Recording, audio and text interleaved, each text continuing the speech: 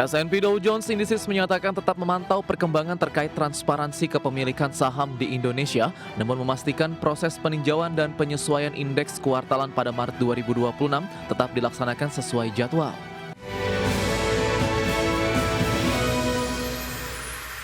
Meski transparansi kepemilikan saham di Indonesia masih terus dipantau, S&P Dow Jones Indices memastikan bahwa proses rebalancing saham Indonesia pada Maret 2026 tetap dilaksanakan. Langkah ini membuat S&P mengambil posisi yang berbeda dibandingkan MSCI dan FTSE Russell yang justru meningkatkan pengawasan terhadap pasar saham Indonesia. S&P Dow Jones Indices menyatakan tetap memantau perkembangan terkait transparansi kepemilikan saham di Indonesia, namun memastikan proses peninjauan dan penyesuaian indeks kuartalan pada Maret 2026 tetap dilaksanakan sesuai jadwal.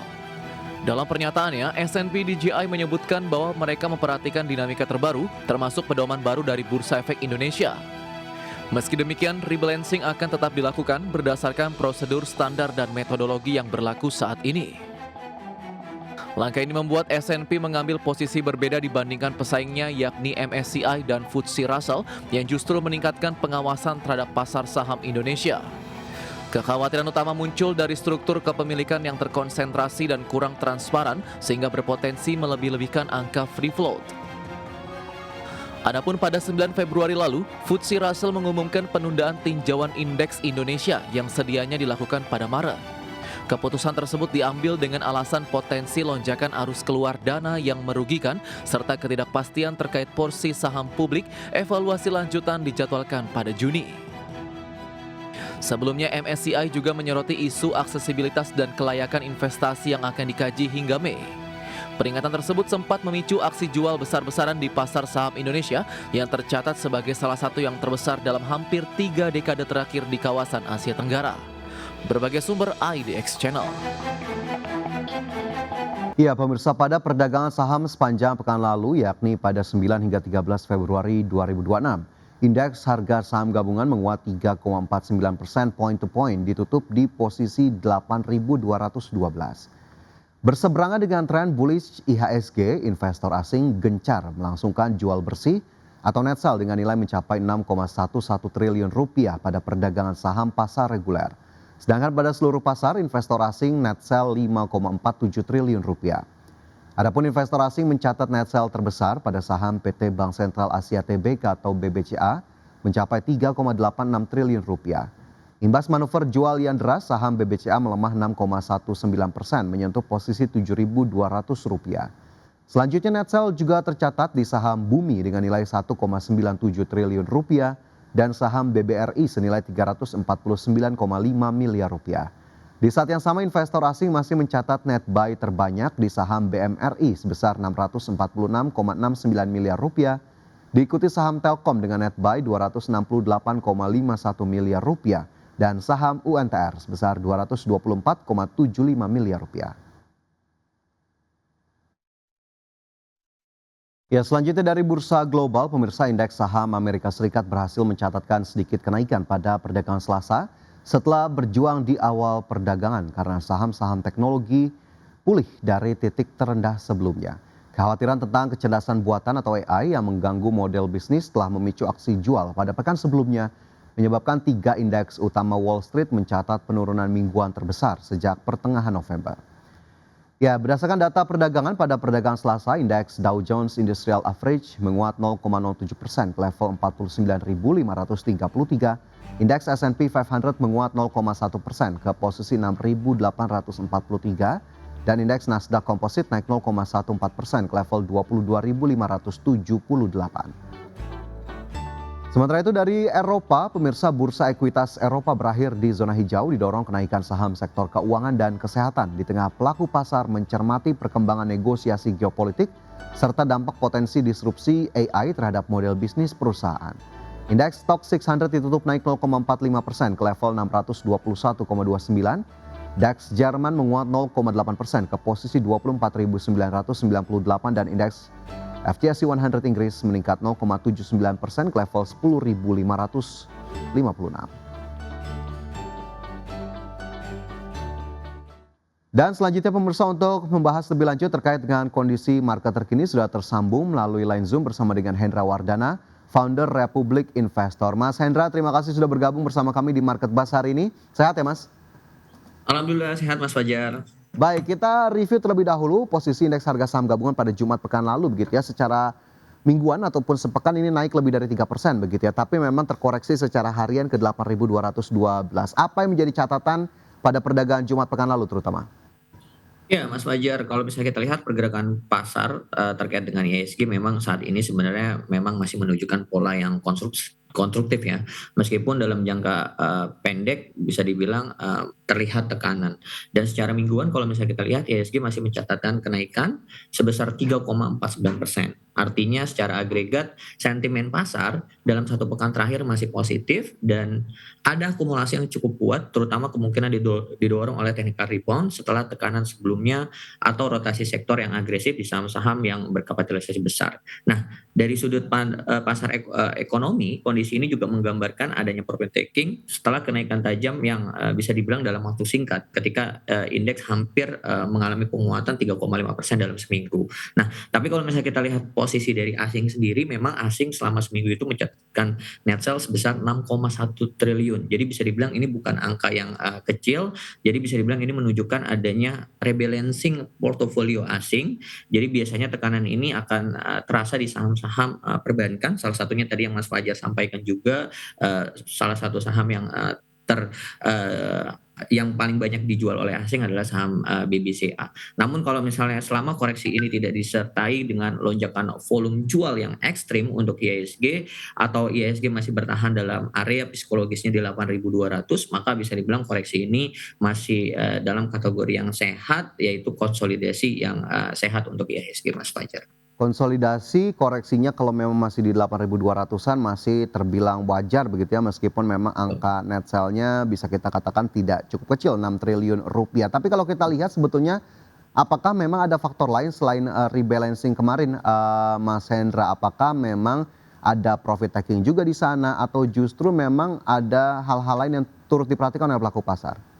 Iya, pastinya profit taking ya, setelah IHSG sudah naik lebih dari 3,5%, dan kalau misalnya kita lihat juga pasti para investor juga kecenderungan juga wait and see, mengingat kemarin kita juga lumayan libur panjang gitu kan, Senin Selasa, dan Ya. baru dimulai pada hari ini, dan kemungkinan juga hari ini IHSG masih bergerak mix dan kecenderungan memang masih lebih hati-hati, lebih melihat selagi masih tadi yang saya sampaikan, IHSG masih bergerak dalam range di level 8.200 sampai di level 8.300. Oke, berarti terdekatnya sebetulnya mungkin bisa disebutkan juga Mas Hendra, level yang harus diperhatikan oleh para pemirsa? Oke, level yang harus diperhatikan kalau misalnya kita lihat untuk IHSG sendiri dengan posisi saat ini gitu kan berada di level 8.212, memang support kuat untuk IHSG itu di level psikologisnya di level 8.200, tapi memang hal yang dikhawatirkan adalah ketika misalnya IHSG breakdown di level 8.200, maka akan ada support selanjutnya untuk IHSG itu berada di level 8.150 dengan pergerakan resisten IHSG tadi yang saya sampaikan berada di level 8.313 Mas Fajar. 8.313 menjadi level resisten, 8.150 menjadi level support terdekat dari indeks harga saham gabungan. Sementara tadi Mas Hendra sebutkan 8.200-an ini juga bisa menjadi level yang jika memang masih bertahan di level-level tersebut masih cenderung wajar untuk laju indeks harga saham gabungan. Ya, kita tahu kemudian indeks harga saham gabungan pada sepekan kemarin menguat lebih dari 3%, kemudian ada berita terbaru lagi, FTSE, maksud kami S&P DJI begitu yang akhirnya memutuskan untuk tetap melakukan review atau rebalancing indeks saham Indonesia di periode Maret 2026, cukup berbeda dengan apa yang dilakukan MSCI dan FTSE Russell, Mas Hendra. Ini menjadi sentimen positifkah atau justru tidak begitu signifikan mengingat MSCI dan FTSE sudah menghantam duluan? Iya, sebenarnya kalau misalnya dibilang terkait dengan MSCI dan FTSE gitu kan, bisa dibilang ya mereka menghukum Indonesia ketika misalnya kita tidak melakukan transparansi. Tapi kalau misalnya kita lihat tadi S&P justru malah memberikan sinyal bahwa akan ada rebalancing. Nah, sejauh mana S&P ini merebalancing dampaknya terhadap IHSG? Kita akan lihat apakah dana yang yang diinvestasikan ke Indonesia akan ditambah atau misalnya tetap atau justru berkurang. Nah, ini nanti kita akan lihat pernyataan resminya juga seperti apa. Tapi kalau misalnya masih masih dalam kategori tidak ada freeze, berarti sentimen itu seharusnya sentimen positif untuk IHSG ke depannya. Oke, rebalancing-nya kita lihat lagi. Jangan-jangan justru yang malah berkurang exposure-nya begitu ya kepada indeks saham Indonesia. Ini yang juga Betul, memang betul harus Mas kita Fajar. lihat. Itu yang Ya. dikhawatirkan. Baik, semoga memang akhirnya ya tidak demikian begitu ya, agar kemudian ini menjadi sentimen positif tersendiri di tengah upaya yang terus dilakukan oleh regulator pasar modal Indonesia. Tapi kalau kita lihat sendiri, Mas Hendra, mungkin kita menyinggung juga lah terkait dengan apa yang kemudian dikritik oleh MSCI begitu ya, apa yang kemudian juga menjadi perhatian oleh FTSE. Apakah kemudian bisa secepat itu kita memenuhi terutama salah satunya free float dan juga transparansi kepemilikan, bahkan 1% saja nanti dibuka oleh pihak bursa? Iya, itu kan, balik lagi ya kemarin, bursa dan OJK sudah mengundang emiten-emiten terkait dengan free float. Kita akan lihatlah nanti ke depannya, keterbukaan ini apa yang harus dilakukan oleh emiten dan bursa gitu loh. Karena bisa dibilang hal tersebut yang diminta oleh, Morgan Stanley Capital Index. Tapi hal yang harus diwaspadai adalah ketika misal jumlah saham beredar di masyarakat juga, terlalu besar gitu kan. Hal yang dikhawatirkan adalah volatilitas juga akan semakin apa namanya, akan semakin tinggi. Nah, itu yang harus dilihat dari sisi plus minusnya ke depannya. Oke, harus dilihat plus minusnya ke depan bagaimana kemudian free float yang memang sudah dicanangkan bisa mencapai 15% begitu ya dari saat ini memang masih diberlakukan di 7,5%. Tapi 7,5%. Betul, Mas. apakah memang jika ini sudah bisa dilakukan begitu ya meskipun memang ratusan emiten mungkin tidak bisa dikejar dalam waktu singkat. Ini akan menjadi apa ya trigger untuk investor asing bisa kembali lagi atau tidak Mas Hendra? Iya, sebenarnya kalau ditanya trigger atau tidak, pastinya hal tersebut, positif ya, karena bisa dibilang permintaan dari Morgan Stanley Capital Index ini kan, keterbukaan, terkait dengan free float yang tadi 7,5% ke 15%, dianggap Indonesia bisa dibilang free float-nya kecil gitu kan. Bisa dibilang ya hal tersebut ketika misalnya dipenuhi, baik itu dari OJK, Bursa Efek Indonesia, dan emiten-emiten juga pelan-pelan juga memenuhi, free float-nya, otomatis investor asing juga mulai melihat bahwa pasar saham kita nih udah bisa dibilang aman nih, aman untuk mereka bahwa free float itu ya memang jumlah saham beredar di masyarakat memang real, masyarakat gitu loh yang punya, bukan terafiliasi lagi oleh owner dan sebagainya gitu loh. Tapi memang hal yang dikhawatirkan adalah jumlah saham beredarnya ini adalah membuat market lebih lebih volatile gitu loh. Tapi balik lagi respon itu pastinya untuk jangka pendek itu pasti akan positif karena memang itu yang dimau oleh, Morgan Stanley Capital Index. Tinggal bagaimana pasar ini memang benar-benar, terjaga secara likuiditasnya. Oke, baik, itu menjadi catatan begitu ya dan kita nantikan bagaimana kemudian upaya dari regulator pasar modal Indonesia untuk ya dalam tanda kutip memenuhilah apa yang menjadi prasyarat dari MSCI maupun FTSE Russell, tidak menutup kemungkinan juga oleh S&P DJI tadi. Baik, kita bergeser ke momentum nih Mas Hendra, kita tahu kemarin libur panjang begitu ya Imlek dan kita juga sudah menjelang Ramadan, begitu pula dengan Idul Fitri nanti. Secara historis sebetulnya perdagangan saham biasanya cenderung ramai atau justru cenderung menurun nih di momen-momen seperti ini, Mas Hendra?